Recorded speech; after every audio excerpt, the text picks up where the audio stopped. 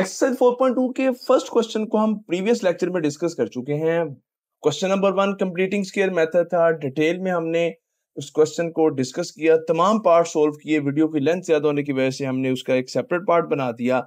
Now we will solve the remaining questions. So dear students, let's see the question number 2 and in question number 2 we have to factorize the expressions. अब expressions given है और मैं बार बार ये बात बता चुका हूँ, एक्सरसाइज 4.1 से मैं बात कर रहा हूँ कि आपकी स्टेटमेंट जब क्वेश्चन की होगी वो जस्ट यही होगी, फैक्टराइज फॉलोइंग एक्सप्रेशंस, या जस्ट ये लिखा होगा फैक्टराइज। और एक्सप्रेशन को देख के आपको ये आइडिया लगाना है कि किस मेथड से, किस टेक्निक से हम एक्सप्रेशन को फैक्टराइज करेंगे। अब ये जो एक्सप्रेशन डियर स्टूडेंट्स आपके सामने लिखे हैं, these are the different from the previous all the expression which we have solved in this unit. यानी कि एक्सरसाइज 4.1 में और 4.2 अभी तक हमने जितने एक्सप्रेशंस को फैक्टराइज किया है वो और ये एक्सप्रेशन डियर स्टूडेंट्स डिफरेंट है, ये टोटली डिफरेंट है। यहाँ पे आप देखें 1 2 3 4 लिनियर फैक्टर्स हैं और ये तो ऑलरेडी फैक्टर्स हैं। जस्ट ये डियर स्टूडेंट्स अगर आप देखें +1 इसके साथ ना आता तो ये हमारा एक्सप्रेशन तो ऑलरेडी फैक्टर्स की फॉर्म में था, लेकिन जस्ट इस एक टर्म की वजह से, +1 की वजह से अब ये फैक्टर्स नहीं है, ये एक एक्सप्रेशन है। इसी तरह यहाँ पे है। अब थर्ड और फोर्थ पार्ट में देखें तो यहाँ पर दो हमारे पास फैक्टर्स हैं और दोनों क्वाड्रेटिक फैक्टर्स हैं, लेकिन उसके साथ फिर वैसे ही एक टर्म जो है यहाँ पर ऐड की गई है। फिफ्थ और सिक्स पार्ट में देखें तो लिनियर एक्सप्रेशंस हैं और लिनियर फैक्टर्स हैं। लिनियर फैक्टर्स के साथ लास्ट में एक टर्म जो है वेरिएबल के साथ जो है प्लस या माइनस के साथ लिखी हुई है। अब इस तरह के क्वेश्चंस को कैसे सोल्व करना है, तो आए डियर स्टूडेंट्स फिर वन बाय वन तमाम पार्ट्स को सोल्व करते हैं। फर्स्ट वन पार्ट है x+1 into x+2 into x+3 into x+4+1। अगर तो डियर स्टूडेंट्स आप इन एक्सप्रेशंस, इन फैक्टर्स को मल्टीप्लाई करें, लाइक मैं फर्स्ट को सेकंड से मल्टीप्लाई करूं, जो रिजल्ट आए उसको थर्ड से मल्टीप्लाई करें और फिर जो रिजल्ट आए उसको फोर्थ से मल्टीप्लाई करें, तो हमारे पास जो x की पावर है वो 4 जनरेट हो जाएगी।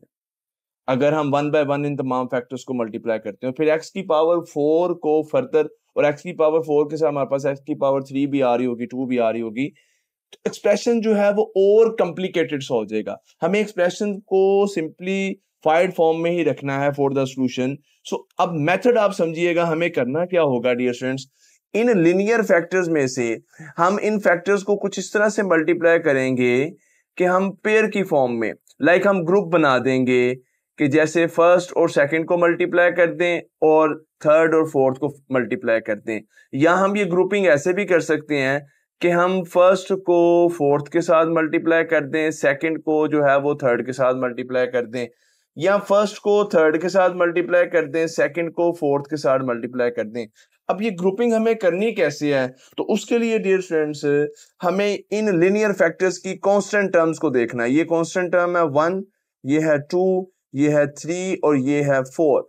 अब इनमें से हमें ऐसा ग्रुप बनाने हैं कि कांस्टेंट टर्म्स को ऐड या सब्ट्रैक्ट करने से हमारे पास जो रिजल्ट है वो सेम आए। लाइक देखिएगा, अगर मैं ये 1 और 3 +1 एंड +3 लेता हूं तो डियर स्टूडेंट्स हमारे पास जो रिजल्ट है वो 4 आता है, और अगर मैं +2 के साथ 4 को लेता हूं तो फिर हमारे पास रिजल्ट क्या आता है, 6 आता है, जो कि इक्वल नहीं आ रहे। अब हम ये देखते हैं, अगर मैं +1 के साथ अगर डियर स्टूडेंट्स मैं +4 को ले लेता हूं तो हमारे पास रिजल्ट आता है 5। और इन दोनों फैक्टर्स को देखें, +2 के साथ अगर +3 ले लेते हैं तो तब भी हमारे पास रिजल्ट क्या आता है, 5। अब ये हमें डियर स्टूडेंट्स ये जो मेथड है हमें बताएगा कि हमने किन फैक्टर्स को आपस में मल्टीप्लाई करना है, 1 एंड 4। सो मैं देखें यहाँ पे लिखने जा रहा हूं, x+1 को मैं मल्टीप्लाई करूंगा विद x+4 एंड x+2 को हम मल्टीप्लाई करेंगे x+3 के साथ और +1 लास्ट में एज इट इज आ जाएगा। जस्ट हमने ऑर्डर जो है, तरतीब जो है इन फैक्टर्स की चेंज की है। अब मैं मल्टीप्लाई करने जा रहा हूं, जब मल्टीप्लाई करेंगे डियर स्टूडेंट्स x+1 को x+4 के साथ तो रिजल्ट हमारे पास ये आता है। देखें x इन दोनों टर्म्स के साथ मल्टीप्लाई होएगा x² + 4x, फिर 1 इन दोनों टर्म्स के साथ मल्टीप्लाई होगा x+4, और इसको हम ब्रैकेट में लिखेंगे। देखें अगर विदाउट ब्रैकेट लिखेंगे तो फिर हमारे पास यहाँ पर जो है ये टर्म्स जो है 1 2 3 4 टर्म्स आ जाएंगी प्लस माइनस के साथ। तो हमें इनको, क्योंकि ये देखें ये फैक्टर्स मल्टीप्लाई हो रहे थे, तो इनका रिजल्ट भी हम एक फैक्टर की फॉर्म में ब्रैकेट में ही लिखेंगे। एक्स प्लस टू को एक्स प्लस थ्री से मल्टीप्लाई करते हैं, x square plus 3x plus, अब टू की बारी आ गई, टू इन दोनों टर्म्स के साथ बारी बारी मल्टीप्लाई होगा तो कुछ इस तरह से आ जाएगा और लास्ट में plus one as it is जी। 4x और x ऐड हो जाएंगे, दोनों सिमिलर टर्म्स हैं तो it will B 5x plus 4, और यहां पर भी 3x और 2x सिमिलर टर्म्स हैं, ये दोनों ऐड हो जाएंगी तो x square plus 5x plus 6 और लास्ट में plus one as it is. हमने इन फैक्टर्स को मल्टीप्लाई किया, दो क्वाड्रेटिक फैक्टर्स बन गए हैं, और इन दो क्वाड्रेटिक फैक्टर्स में डियर फ्रेंड्स हमारे पास अगर आप देखें तो ये दो टर्म्स और ये दो टर्म्स क्या आ रही हैं, सिमिलर आ रही हैं। दिस इज द रीजन कि हमने इनकी तरतीब को चेंज किया। हमने क्यों x प्लस वन को x प्लस टू से, जिस तरतीब से ये गिवन थे उसी तरतीब से मल्टीप्लीकेशन क्यों नहीं की, क्योंकि अगर हम उसी तरतीब से मल्टीप्लाई करते तो फिर हमारे पास यहाँ पर क्वाड्रेटिक टर्म और ये जो टर्म है ये सिमिलर ना आ रही होती। अब ये सिमिलर आ रही हैं तो फिर डियर स्टूडेंट्स हम यहाँ पर लेट कर लेंगे x square plus 5x is equal to, this is x, this is not y, x square plus 5x is equal to y। ये हमने यहां पर लेट कर लिया। सो अब हमारा ये जो पार्ट है, ये जो फैक्टर है, ये हो जाएगा y प्लस 4, क्योंकि एक्स स्क्वायर प्लस 5x की जगह पे y आ गया, और यहां पर भी एक्स स्क्वायर प्लस 5x की जगह पे y आ जाएगा, it will be y plus 6, last में plus one as it is आएगा। अब हम इन फैक्टर्स को मल्टीप्लाई करते हैं तो डियर स्टूडेंट्स रिजल्ट हमारे पास आता है y square plus 10y plus 24। y को दोनों टर्म से मल्टीप्लाई करें, फिर 4 को दोनों टर्म से मल्टीप्लाई करें और सिंप्लीफाई करने के बाद ये रिजल्ट आ जाएगा। अब आप इस रिजल्ट को ब्रैकेट से बाहर ले आए, क्योंकि अब लास्ट में जो 1 है इसको हमें ट्रीट करना होगा। अब लास्ट में 1 20 प्लस क्या है, 24 भी प्लस क्या है, तो dear students constant terms add हो जाएंगी, y square plus 10y plus 25। अब ये हमारे पास एक ट्राइनोमियल आ गया, और ट्राइनोमियल को हमें कैसे फैक्टराइज करना है ये हम एक्सरसाइज 4.1 में कर चुके हैं। तो उसी मेथड से हम फैक्टराइज करेंगे। मिडिल टर्म को स्प्लिट करना होगा। सो आई डियर स्टूडेंट्स, मैं अब मूव करता हूं यहां पे, it is y square plus 10y plus 25। Middle term को स्प्लिट करना है, so y square as it is. अब मिडिल टर्म में डियर स्टूडेंट्स, मिडिल टर्म को स्प्लिट करने के लिए इस कांस्टेंट टर्म को हम मल्टीप्लाई करेंगे y स्क्वायर के कोफिशिएंट से, तो 1 है हमारे पास 25 आ जाएगा। अब 25 का यहाँ तो पेयर 1 मल्टीप्लाई बाय 25 बनता है, या 5 मल्टीप्लाई बाय 5 जो है वो 25 बनता है। तो कौन सा पेयर चूज करेंगे कि जिसको प्लस माइनस करने से 10 आए। ये मेथड जो हम डिटेल में 4.1 में डिस्कस कर चुके हैं, मिडिल टर्म को कैसे सेपरेट करते हैं, आप उस वीडियो को भी देख सकते हैं। सो हमने 5y प्लस 5y इसको लिख दिया एंड प्लस 25। y कॉमन लेंगे यहां से तो y प्लस 5 आ जाएगा इन टू टर्म्स में से, और फिर थर्ड और फोर्थ टर्म्स में से डियर स्टूडेंट्स प्लस का 5 कॉमन आ रहा है, तो रिमेनिंग रह जाएगा y प्लस 5। कॉमन कैसे लेते हैं, ये मेथड भी हम 4.1 में डिस्कस कर चुके हैं, देखेंगे स्टेप वाइज है। अब यहां पर इस एक्सरसाइज के इस क्वेश्चन में एक्चुअल मेथड अगर आप देखें तो वो ये है, यहां तक कि कैसे हमने इनके ऑर्डर को चेंज करना है, कि इनकी ग्रुपिंग करके इनको मल्टीप्लाई करना है, और फिर यहाँ पर जो सिमिलर टर्म्स हैं उनको लेट करना है। उसके बाद अगेन फिर हमारे पास क्वाड्रेटिक एक जो है वो ट्राइनोमियल बन जाएगा, और उसको हम मिडिल टर्म से स्प्लिट करेंगे। मिडिल टर्म की स्प्लिट करना है वो मेथड हम पहले कर चुके हैं, कॉमन लेने वाला मेथड है वो भी हम पहले कर चुके हैं। अब यहाँ पर y प्लस 5 कॉमन आ जाएगा, और रिमेनिंग भी हमारे पास क्या रह जाएगा, y प्लस 5 रह जाएगा। अब ये फैक्टर्स तो दो बन गए हैं, लेकिन हमारे क्वेश्चन में वेरिएबल x था, y कहां से आया, ये y हमने खुद लेट किया था। तो आए पुट कर देते हैं, put y is equal to x square plus 5x, तो इसकी जगह पे पुट कर देंगे x square plus 5x plus 5 into, और इस y की जगह पे भी x square plus 5x plus 5। तो इस तरह आप देख सकते हैं कि हमारे पास ये फैक्टर्स जो हैं आ गए हैं, दो फैक्टर्स हैं, दो क्वाड्रेटिक फैक्टर्स हैं, नो प्रॉब्लम। हमें फैक्टर्स चाहिए, वो क्वाड्रेटिक हो वो लिनियर हो, हमें फैक्टर्स चाहिए। हमने फैक्टर्स कर दिया है पार्ट नंबर 1 क्वेश्चन नंबर 2 को। मेथड आपको समझ आ गया होगा, तो आए हम मूव करते हैं सेकंड पार्ट की जानिब, और सेकंड पार्ट में डियर स्टूडेंट्स है अगेन वही काम है। अब फैसला करेंगे कि हमें किन दो फैक्टर्स को मल्टीप्लाई करना है। सो अगर मैं 2 को डियर स्टूडेंट्स लेता हूं -7 के साथ ही, देखिएगा प्लस का 2 है माइनस का 7 है, क्या रिजल्ट आ जाएगा? माइनस का 5 आ जाएगा। और -4 को अगर -1 से लेते हैं तो अगेन -5 आ जाएगा। तो अब यहाँ पर हमें तरतीब को चेंज करने की बिल्कुल जरूरत नहीं है। इसी तरतीब के साथ हम ये एक ग्रुप बना देंगे, इनको मल्टीप्लाई करेंगे, और ये एक ग्रुप बना देंगे, इनको मल्टीप्लाई करेंगे। सो मैं मल्टीप्लाई करने जा रहा हूं, देखिएगा जरा मल्टीप्लीकेशन करते हैं x + 2 x - 7 को। x को दोनों टर्म से मल्टीप्लाई किया, x² - 7x, 2 को दोनों टर्म से मल्टीप्लाई किया +2x एंड -14। x - 4 और x - 1 को मल्टीप्लाई कर रहे हैं तो रिजल्ट आएगा जी x² -x -4x एंड +4, और लास्ट में ये जो प्लस का 17 है ये एज इट इज आ जाएगा। अब ये मिक्सअप ना हो जाए तो इसके लिए मैं यहाँ पर इनको रिमूव कर देता हूं ताकि यहाँ पर किसी तरह की कंफ्यूजन जो है वो ना हो जी।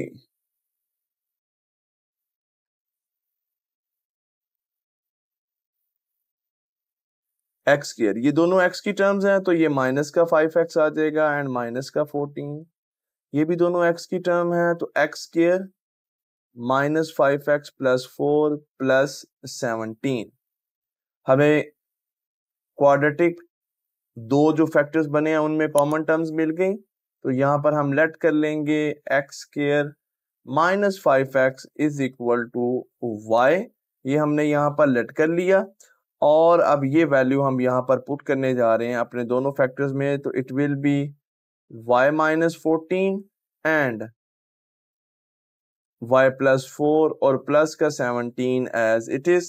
अब इनको मल्टीप्लाई करेंगे तो जी y² +4y -14 को मल्टीप्लाई करेंगे y से तो -14y, -14 को जब मल्टीप्लाई करेंगे 4 से तो माइनस का 56 आ जाएगा और प्लस का 17 एज इट इज।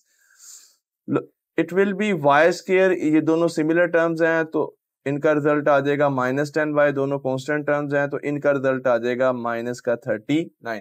अब अगेन एक लिनियर जो है एक ट्राइनोमियल हमारे पास बन गया है और इसकी मिडिल टर्म को सेपरेट करेंगे। तो मिडिल टर्म को कैसे सेपरेट करेंगे? 39 है, इसको y² के कोफिशिएंट से मल्टीप्लाई किया, हमारे पास 39 आ गया। अब 39 के कौन कौन से पेयर लें जी?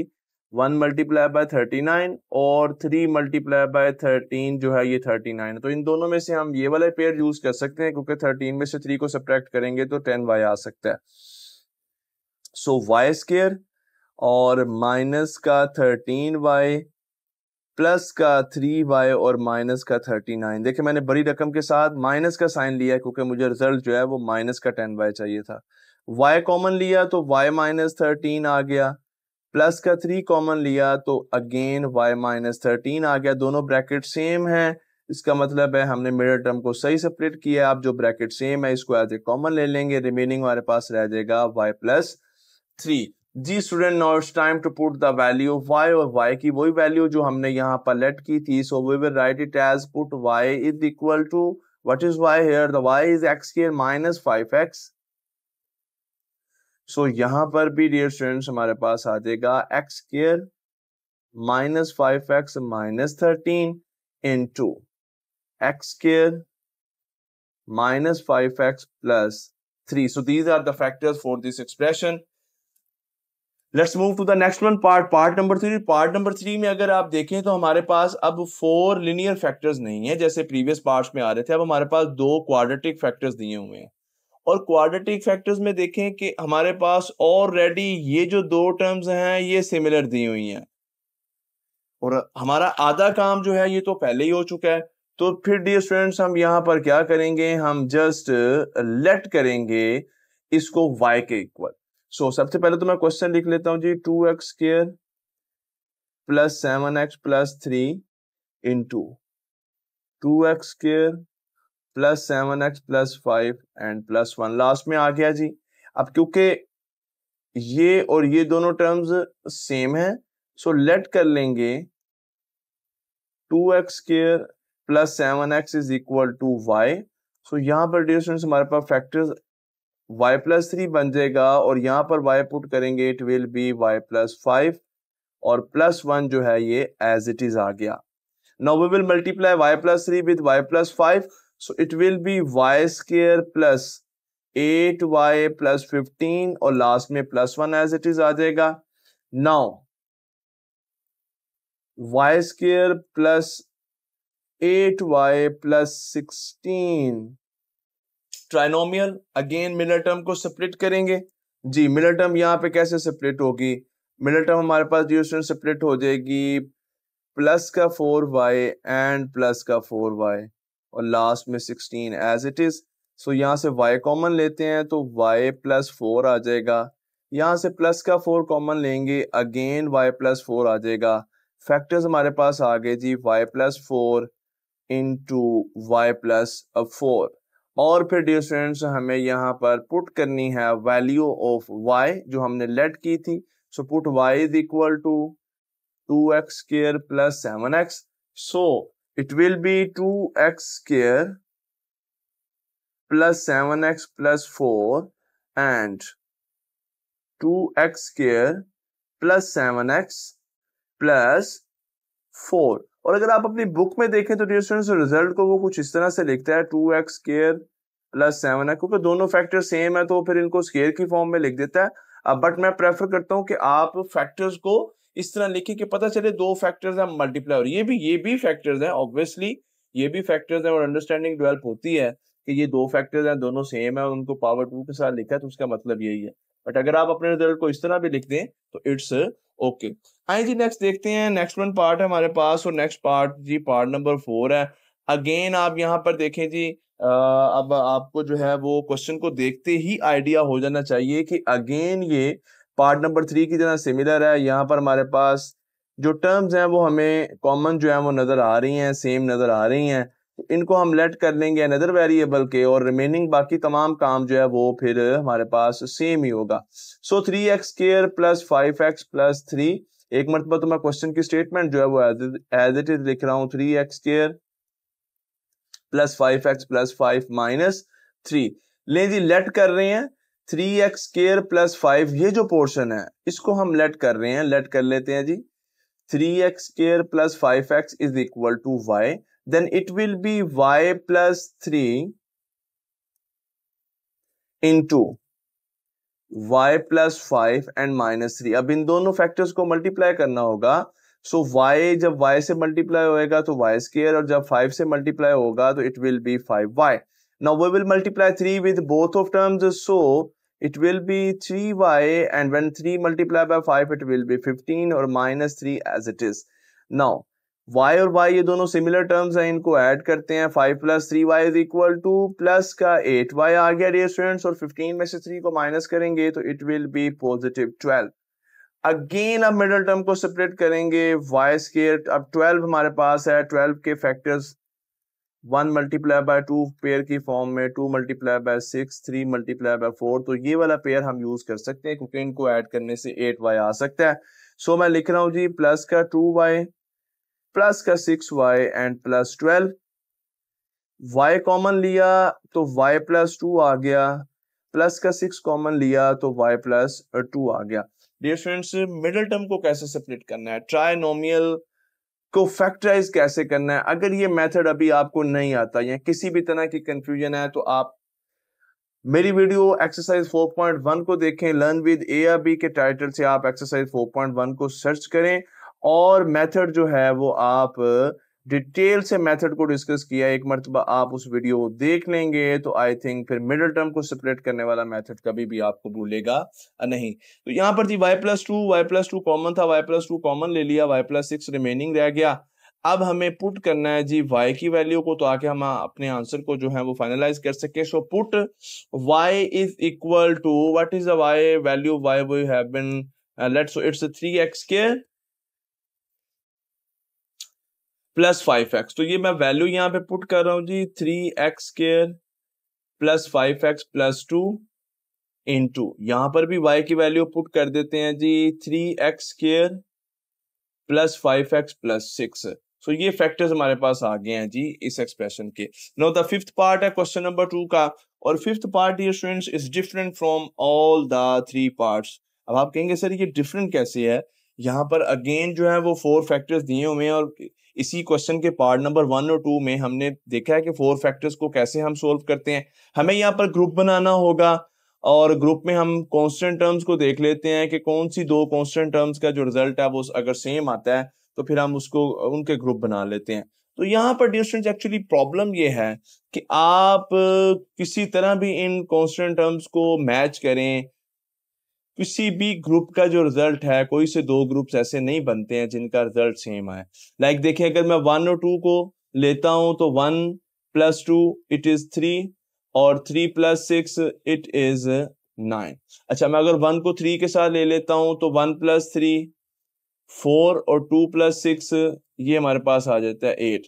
अच्छा, अगर आप कहते हैं 1 और 6 को ले लें तो इट विल बी 7, और 2 और 3 को ले लें तो इट विल बी 5। सो किसी तरह भी ग्रुपिंग करने से ये जो है वो सेम नहीं आ रहा। अब यहाँ पे अब हम क्या करेंगे, यहाँ पे अब डियर स्टूडेंट्स हम ये देखेंगे, अब हम इनको पहले तो हम इनको ऐड करके ग्रुप बनाते हैं, लाइक हम इनको कांस्टेंट टर्म्स को इनके साइंस के साथ ले लेते हैं और फिर हम देखते हैं कि क्या रिजल्ट आता है।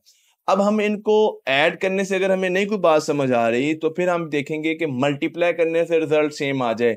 लाइक अगर मैं 1 को और 6 को मल्टीप्लाई करता हूं तो इट विल बी 6, और 2 और 3 को मल्टीप्लाई करता हूं तो इट विल ऑल्सो बी 6। सो यहां से हमें कुछ आइडिया हो गया कि हमें x + 1 को x + 6 से मल्टीप्लाई करना है। लाइक पहले तो हम स्टेटमेंट को लिख लेते हैं ना जी, as it is x + 1 x + 2 x + 3 x + 6 - 3x²। सो अब हमें आइडिया है कि हमें x + 1 को मल्टीप्लाई करना है x + 6 के साथ, और x + 2 को मल्टीप्लाई करना है x + 3 के साथ, और माइनस का 3x²। अभी तो एज इट इज ही रहेगा जी। मल्टीप्लाई करते हैं तो रिजल्ट हमारे पास आएगा जी x² + 7x + 6, और इनको मल्टीप्लाई करने से रिजल्ट आएगा x² + 5x + 6 - 3x²। अब अगर आप देखें तो हमारे पास ये टर्म्स तो कॉमन नहीं आई हैं, सेम नहीं आई हैं। x² + 7x आ गया, x² + 5x आ गया, ये तो हमारे पास जो है वो सेम नहीं आई हैं। लेकिन फिर भी 2 टर्म्स ऐसी हैं जो हमारे पास सेम आ गई हैं। वो 2 टर्म्स कौन सी हैं जी? वो 2 टर्म्स हैं हमारे पास x² एंड 6 सो लेट कर लेते हैं जी, x² + 6 = y। अब डियर स्टूडेंट्स, x² और 6 की जगह पर y आ जाएगा, और 7x एज इट इज रह जाएगा। इस फैक्टर में भी x² और 6 की जगह पर y आ जाएगा, और प्लस का 5x एज इट इज रह जाएगा, माइनस का 3x² भी एज इट इज। अब हमें इन फैक्टर्स को मल्टीप्लाई करना है। y मल्टीप्लाई होएगा y के साथ तो it will be y²। y जब इस टर्म के साथ मल्टीप्लाई होगा तो प्लस का 5xy। अब 7x को जब y से मल्टीप्लाई करते हैं इट विल बी 7xy, और 7x को जब 5x से मल्टीप्लाई करेंगे तो इट विल बी 35x²। और ये जो लास्ट में माइनस का 3x² है ये एज इट इज आ गया, अभी हमने इसको ट्रीट नहीं किया। लेकिन जी y² as it is, 5xy और 7xy सिमिलर टर्म्स हैं, दोनों को ऐड करेंगे, प्लस का 12xy, ये भी दोनों सिमिलर टर्म्स हैं, एक प्लस एक माइनस के साइन के साथ है, तो माइनस कर देंगे, हमारे पास रिजल्ट आ जाएगा 35 में से 3 को माइनस किया तो 32x का स्क्वायर आ गया जी। अब हमारे पास ये ट्राइनोमियल बन गया है, और ट्राइनोमियल में अगर आप देखें ये एक स्क्वायर है और ये एक स्क्वायर नहीं है, ये कंप्लीट स्क्वायर नहीं है। अगर ये कंप्लीट स्क्वायर होता तो हम फिर स्क्वायर को कंप्लीट करने के मेथड से, या जो हमारे पास बाइनोमियल के स्क्वायर वाला मेथड है उस मेथड से इसको फैक्टराइज करते। अब यहाँ पर स्क्वायर तो कंप्लीट नहीं हो रहा और ट्राइनोमियल है, तो फिर मिडिल टर्म को सेपरेट करते हैं। अब मिडिल टर्म को कैसे सेपरेट करना है जी, आए देखते हैं जी मिडिल टर्म को हम कैसे सेपरेट कर सकते हैं। सो मैं एक मरतबा दोबारा एक्सप्रेशन को लिख रहा हूं जी, y² + 12xy + 32x² जी। First term as it is, और जो लास्ट टर्म है 32x² ये भी एज इट इज। अब इसको मुझे मल्टीप्लाई करना है इसके कोफिशिएंट के साथ जो कि 1 है, और 32 के मुझे फैक्टर्स लेने हैं पेयर की फॉर्म में। 1 multiply by 32, 2 multiply by 16, 4 multiply by 8 भी जो है वो 32 होता है। तो इनमें से देखें कौन सा पेयर चूज करें जिसको प्लस माइनस करने से मिडिल टर्म का कोफिशिएंट आ जाए। तो फिर वो डियर स्टूडेंट्स हमारे पास 8 और 4 ही है। तो देखें प्लस का 4 और वेरिएबल यही आते हैं, प्लस का 4xy एंड प्लस का 8xy, और ये जो है लास्ट टर्म ये प्लस के अपने साइन के साथ ही है जी। क्या मिडिल टर्म को सही सेपरेट किया इस स्टेप में पता चलेगा जब हम कॉमन लेते हैं जी। यहाँ से y कॉमन लिया तो मेरे पास रिमेनिंग रह गया y plus 4x। Dear students यहाँ से प्लस का 8x कॉमन लेते हैं तो अगेन रह गया y प्लस 4x। ये दोनों ब्रैकेट सेम आ गई हैं तो इसका मतलब है मिडिल टर्म सही सेपरेट हुई है। अब ये जो ब्रैकेट सेम आ गई हैं y प्लस 4x, इनको हम एज ए कॉमन ले लेते हैं और रिमेनिंग मेरे पास रह गया y plus 8x। Now it's time to put the value of y जो कि हमने लेट की थी। So put y is equal to x² plus 6। So y की जगह पे मैं पुट कर रहा हूँ जी x² प्लस 6 और 4x एज इट इज आ गया, और यहाँ पे भी मैं y की जगह पे पुट कर रहा हूँ x² प्लस 6 और लास्ट में 8x एज इट इज। तो ये हमारे पास फैक्टर्स आ गए हैं जी पार्ट नंबर 5 के। And now the last one part, और लास्ट वन पार्ट में डियर स्टूडेंट्स एक ट्विस्ट है। वो ट्विस्ट क्या है मैं आपको स्टार्ट में बता दूं या सॉल्यूशन के लास्ट में बता दूं। तो ऐसा करता हूं मैं आपको स्टार्ट में बता देता हूं जी। यहाँ पे आई थिंक बुक में प्रिंटिंग मिस्टेक है, फर्स्ट एडिशन है आपकी बुक का। तो नेक्स्ट जो है एडिशन आएंगे तो फिर इनमें रेक्टिफिकेशन होती रहेगी साथ साथ एरर्स की। तो ये जो एक्चुअली टर्म है ना हमारे पास 13x², अगर आप इसके साथ लेके क्वेश्चन को चलेंगे तो आप स्टक हो जाएंगे और लास्ट में क्वेश्चन जो है वो सोल्व नहीं होगा, हमारे पास फैक्टर्स नहीं आएंगे। और डियर स्टूडेंट्स अगर हम इस टर्म को लेके चलते हैं 5x² के साथ तो फिर हमारा क्वेश्चन जो है वो फैक्टराइज हो जाएगा। तो आए हम स्टार्ट में ही, बजाय कि हम मिडल में जाके क्वेश्चन में स्टक हों, हम स्टार्ट में ही अपने क्वेश्चन के जो लास्ट टर्म है उसको करेक्ट करके लिख लेते हैं। x+1, x-1, x+2, x-2 और लास्ट में 5x²। अब ये किसने बताया कि जी ये 5x² आएगा ही तो क्वेश्चन ठीक होगा। एक्चुअली आपकी बुक का जो आंसर आ रहा है वो तब ही आ सकता है जब हम यहाँ पर 5x² लेंगे। आइए जी फिर देखते हैं यहाँ पर 1 2 3 4 टर्म्स हैं तो किन को ग्रुपिंग करनी है। तो वही बात है, आप पार्ट नंबर 5 की तरह यहाँ पर अब प्लस माइनस के साथ तो अगर मैं लेता हूँ यानी कि अगर +1 -1 +2 अगर मैं इनको प्लस माइनस करता हूँ कांस्टेंट टर्म्स को फिर तो हमें कोई ग्रुप जो है वो समझ नहीं आता। बट अगर मल्टीप्लाई करता हूँ तो फिर ग्रुप समझ आ जाता है। वो कैसे, वो देखिएगा। अगर मैं 1 को मल्टीप्लाई करता हूँ इस 1 को 2 के साथ तो रिजल्ट आ जाता है 2, और -1 को -2 से मल्टीप्लाई करता हूँ तब भी रिजल्ट आ जाता है +2। तो एक्चुअली फिर मुझे x+1 इस फैक्टर को मल्टीप्लाई करना है x+2 के साथ, और x-1 को हमें मल्टीप्लाई करना है x-2 के साथ। ये डिसाइड कर लिया तो मल्टीप्लाई करते हैं, रिजल्ट आएगा जी x² प्लस 3x+2, और यहां पर रिजल्ट आएगा जी x² माइनस 3x+2 और लास्ट में plus 5x² as it is. अब देखिए जी यहाँ पर जस्ट x² और 3x का है, यहाँ पर भी x² 3x है, लेकिन ये 3x प्लस के साथ है, ये माइनस के साथ है। सो हम इनको तो लेट नहीं कर सकते। अब x² के साथ प्लस +2 है, इधर भी x² के साथ +2 है, तो इनको हम लेट कर लेंगे कि let x² plus 2 is equal to y। So put करते हैं जी यहाँ पर y